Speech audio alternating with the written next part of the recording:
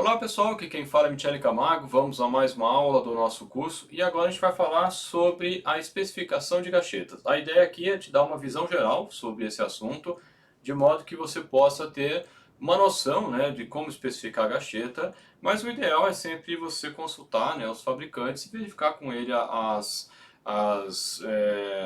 sua aplicação, né, e verificar qual é a gacheta mais adequada. Porque a evolução, né, a gente está falando de alguma coisa, mas sempre tem um material recente, uma fibra diferente, enfim, né? Com a evolução, então o ideal, de repente, para a sua condição já tem um material mais adequado, né? Então é sempre recomendado você consultar o fabricante para isso, né? Bom, com relação à especificação de gacheta, a gente vai ser redundante agora, é a gente dizer que o desempenho, né, da gacheta está relacionada com a seleção correta, com a instalação correta e com a manutenção correta, né? Não precisava nem falar, mas só para a gente deixar claro, né? Porque isso é muito comum, né? Às vezes a pessoa ela usa o componente de uma maneira não recomendada e depois reclama de que o desempenho foi ruim, né? Isso acontece com o seu mecânico, com gacheta, com uma série de outras coisas, né? Os fatores mais importantes para a vedação bem-sucedida com gacheta, né, é a seleção cuidadosa dos materiais da gacheta que você vai utilizar para atender às necessidades da aplicação, como eu estava falando aqui na introdução dessa aula, né. A consideração completa, né, de velocidade da superfície, né, a velocidade periférica, das pressões de trabalho, da temperatura e do meio que está sendo vedado, né? Então não adianta nada você escolher qualquer gacheta, pode ser, às vezes uma gacheta ela é excelente para uma aplicação e é horrível para outra, né? Então tem que verificar todas essas condições. Embora pareça redundante o que eu estou falando, mostrando aqui, mas é muito comum as pessoas elas quererem a especificação de alguma coisa e não dar os dados necessários, né? Isso acontece com o seu mecânico, com gacheta, com rolamento. E aí, quando a pessoa simplesmente vende, quando esbarra com aqueles vendedores que só quer vender, aí vende uma coisa errada e a pessoa acaba tendo problema depois. Então, ter a devida atenção, né, com a boa instalação e procedimento de amaciamento da gacheta é importante também para o desempenho. Manter, né, os altos padrões de manutenção dos equipamentos, né, então os fabricantes recomendam, né, determinadas atividades, então é sempre interessante seguir essas recomendações. O projeto correto da caixa de gacheta, né? É importante você ter o tamanho correto da caixa de gacheta para ter uma boa vedação. E a especificação de gacheta, ela utiliza, digamos assim, o parâmetro STUMPS, né? O STUMPS é um acrônimo que vem do inglês, onde S vem de size, ou tamanho, né? Quais as dimensões da caixa de gacheta. A bomba que usa gacheta também pode ser usada para selo mecânico, então é chamado caixa de selagem, às vezes é a mesma bomba, dá para intercambiável, né? O T de temperature ou de temperatura, né? Qual é a temperatura do meio a ser vedado? A de application, né, ou aplicação, qual é o tipo de equipamento. Então, se eu vou vedar a bomba centrífuga é alguma coisa, se eu vou vedar a bomba de vácuo é outra, se eu vou vedar reator é outra, e assim por diante, né? M de média ou meio, né? Qual é o meio que está sendo vedado, né? Qual é o produto que eu vou vedar. P de pressure ou pressão, qual é a pressão interna que está sendo vedado. E S de speed ou velocidade periférica, né? Que é qual é a velocidade da superfície do eixo, né? Então, nesse caso, aqui a gente vai considerar a superfície, a velocidade, o diâmetro mais externo, né? Lá em selos mecânicos a gente considera a velocidade periférica é a intermediária, né? Nem a externa nem a interna, né? Bem no meio das faces de selagem, né? Mas aqui no caso da gacheta é a velocidade da externa do eixo, né? Ou a velocidade interna da gacheta que vai ser usada como velocidade periférica. É o de fato que é a velocidade relativa entre as duas partes, né? O eixo e a gacheta que está parada. O tamanho da gacheta, né? Agora a gente vai falar, a gente falou do acrônimo STUMPS, agora a gente vai falar de cada componente desse acrônimo, né? Tamanho da gacheta, né? Então depende das dimensões da caixa de gacheta. Pode ser determinado pela fórmula, né? A gente calcula o tamanho da gacheta, o que? O diâmetro externo, né? O diâmetro da caixa de selagem, ou da caixa de gacheta, menos o diâmetro interno, que é o diâmetro do eixo, dividido por 2. Esse aqui vai te dar o diâmetro vai te dar a dimensão da gacheta que você tem que escolher. Então você pega os diâmetros internos e externos, tira um do outro, divide por 2, você tem o tamanho da gacheta. É claro que não vai dar exatamente o tamanho da gacheta, a gacheta normalmente vai ser um pouquinho menor do que o que sobra, né? Justamente porque na hora que você apertar que ela vai dar a estufada, como a gente explicou lá na parte de como funciona a gacheta.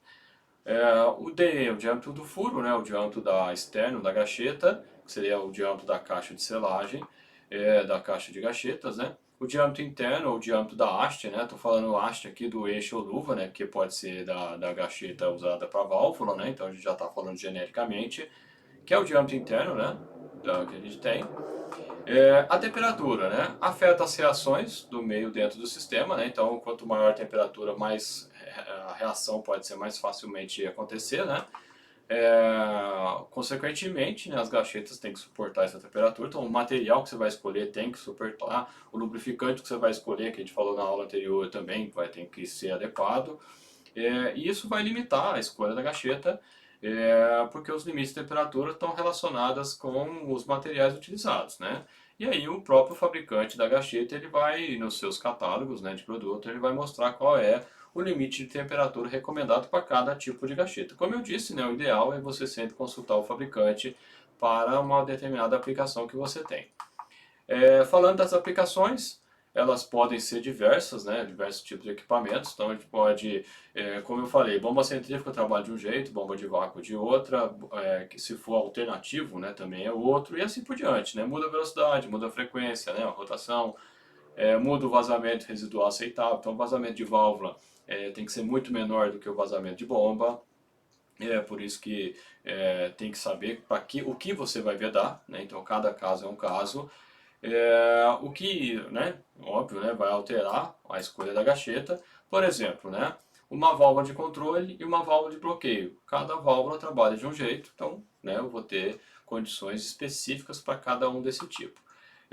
A operação vai ser manual ou vai ser por meio de acionador? Falando aqui das gachetas, das válvulas, né?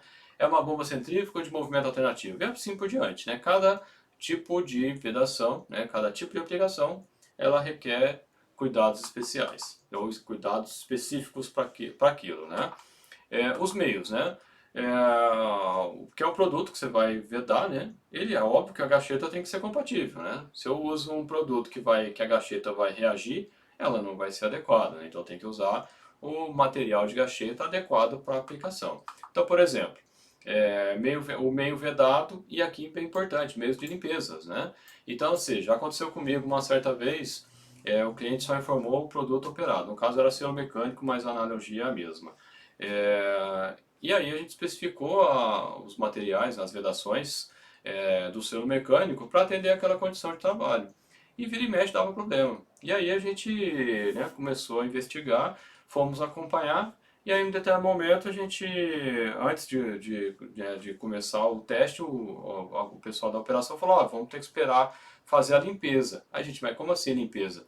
Aí fomos verificar o produto que era usado para limpeza da tubulação, ele reagia com os materiais da vedação. Então quem estragava, entre aspas, o selo, não era o processo, era o que era usado para limpeza. Então não só ficar atento com o produto que você está vedando, mas também com os produtos que são usados para limpeza, e isso acontece em vários casos aí, de vários tipos de empresa. O que eu vou vedar é uma pasta, né? Ou é abrasivo, né? É mais para líquido, né? O que eu vou vedar? Qual a percentagem de um sólido, né? Se eu tiver muito partículas, vai atritar mais com a gacheta, consequentemente eu vou ter um desgaste maior, uma geração de calor maior, enfim. O produto ele é tóxico, né? Ele é inflamável e por aí vai, né? Então todas as condições do produto ou dos produtos operados ou de limpeza são importantes aqui para a especificação. Pensando na pressão, né? Qual é a pressão que eu vou vedar, né? Em relação aos fluidos de fora, né? De externo. É a mesma ideia da temperatura, né? A pressão ela vai afetar e vai deformar mais a gacheta. Então tem gacheta que suporta mais pressão, tem gacheta que suporta menos, né? Então se você for olhar o catálogo, eu até mostrei isso em algumas aulas, né? Anteriores. que eu peguei o catálogo de um fabricante, e aí ele tinha lá a especificação para válvula uma coisa, para bombas centrífugas é outra, e assim por diante. O que requer a gacheta como propriedade que suporta as condições, né? A pressão é a mesma coisa. Falando da velocidade, ela afeta o nível de atrito dentro das caixas de gacheta, né? Quanto maior a velocidade, maior o atrito, a gente já comentou isso também. E a velocidade do tamanho, a velocidade, né? A rotação e o tamanho também vai afetar, como a gente já falou. Também influencia na rigidez ou flexibilidade no eixo. E o que vai aumentar, pode aumentar, né? A gacheta, principalmente aqui na velocidade crítica. O que é a velocidade crítica? A velocidade crítica é aquela velocidade onde eu atinjo a ressonância do equipamento. Então isso é uma situação bem crítica do equipamento. Essa velocidade crítica ela muitas vezes tem que ser passada rapidamente, né? Como que eu sei se eu estou na velocidade crítica?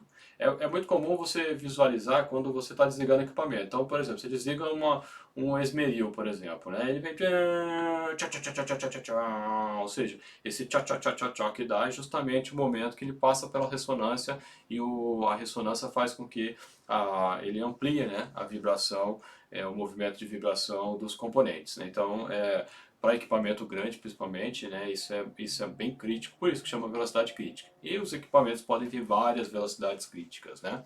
Então, principalmente equipamentos com rotações mais altas, né? Aí você fica mais suscetível aqui às velocidades críticas.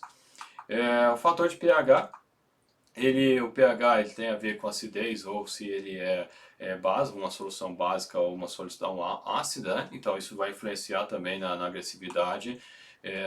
Eu tenho tabelas que vão auxiliar nesse sentido, né?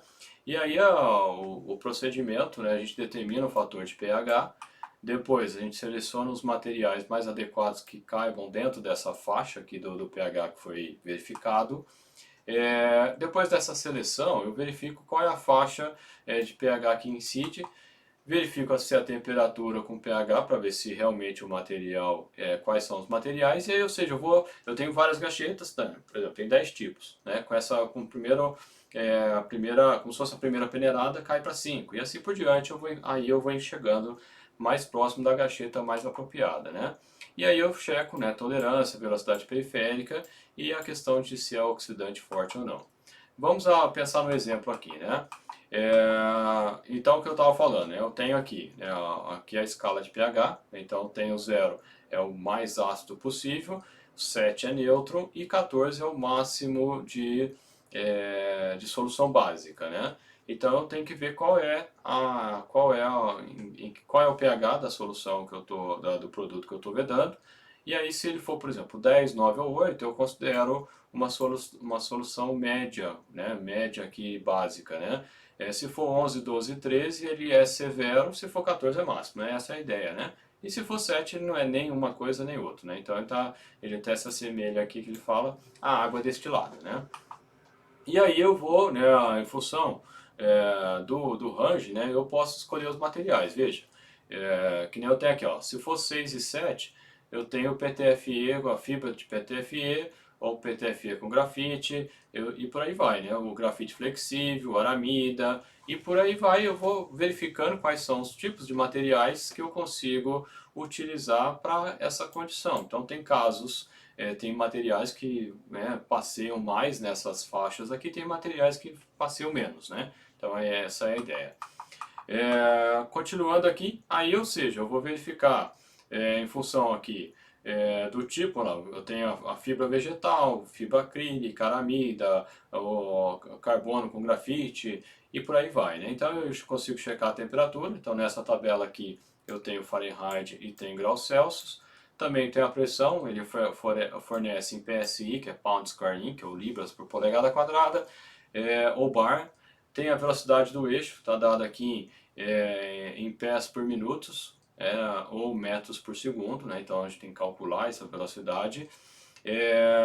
O pH, o range do pH, então no caso aqui da fibra vegetal, ele só trabalha nesse range aqui, ó, de 5 a 9. Então não adianta eu querer usar para outra coisa. E aí eu tenho aqui o tipo aqui, né, do tipo de movimento, né, o rotativo, recíproco ou válvula, né, de vapor. Os meios, né, se é ácido, se é mais ou menos, se é metade, né, que é médio, e por aí vai, né? Então eu consigo verificar aqui e ver qual gacheta eu posso usar. Então, por exemplo, essa aqui, a vegetal, que eu não posso usar para esses casos aqui, ó. Esses casos aqui eu não posso utilizar. Passei demais aqui. E aí eu tenho, né, algumas informações que eu posso pegar, né? Aqui eu peguei do catálogo do manual, né? Que está em inglês, né? Tem alguns materiais em português também. E aí ele mostra aqui, no caso, o pés cúbico por minuto para você transformar para metros por segundo e assim por diante, né? Os cálculos que dá para você fazer. O fator de conversão, um metro por segundo, é equivalente a 196,8 pés por minuto. Eu tenho aqui, em termos de tolerância, né, qual que é a seção, né, e qual é a tolerância que eu tenho, né. Então eu tenho aqui em polegada, se eu estiver trabalhando em polegada, eu tenho milímetros, né. Então 6 milímetros eu tenho 4 décimos de milímetro aqui de tolerância, mais ou menos 4 décimos. E assim por diante, dependendo quanto maior, né, quanto maior o tamanho, maior é a tolerância que eu tenho. Bom, se você tiver alguma pergunta sobre essa aula, você pode deixar nos comentários ou mandar para a gente via WhatsApp ou via e-mail e a gente vai ter um prazer em responder. Beleza, pessoal? Um abraço e até a próxima aula e a gente se vê por aí.